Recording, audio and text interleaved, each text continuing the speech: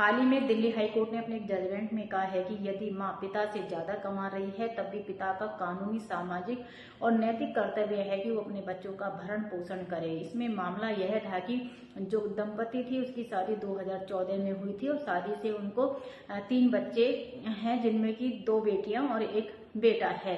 शादी के बाद उनमें डिस्प्यूट हुआ। डिस्प्यूट होने के कुछ दिन बाद जो है हस्बैंड वाइफ अलग रहने लगे, तो वाइफ के द्वारा शारीरिक, मानसिक जो क्रूरता थी उसे रिलेटेड डोमेस्टिक वायलेंस फाइल किया गया और बच्चों के लिए जो है मेंटेनेंस मांगा गया। तो ट्रायल कोर्ट के द्वारा जो बच्चे थे उनको 30,000 रुपया मेंटेनेंस के तौर पर दिया गया। तो जो पिता था यानी कि हस्बैंड था, उसको यह आदेश पसंद नहीं आया और उसने इसकी अपील सेशन कोर्ट में की, जहां की सेशन कोर्ट के भी द्वारा उसकी अपील को खारिज कर दिया गया।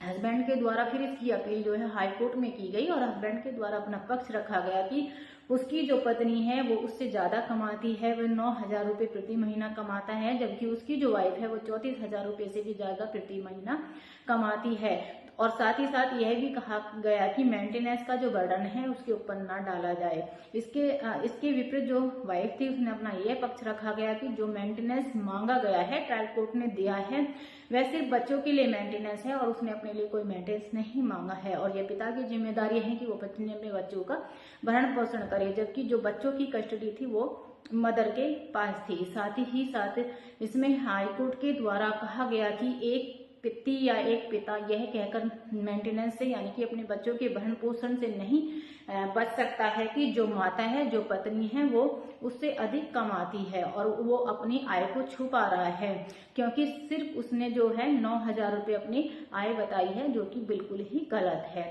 तो इसी प्रकार की लीगल जानकारी के लिए मुझसे जुड़े रहें, लाइक और फॉलो करते रहें। धन्यवाद।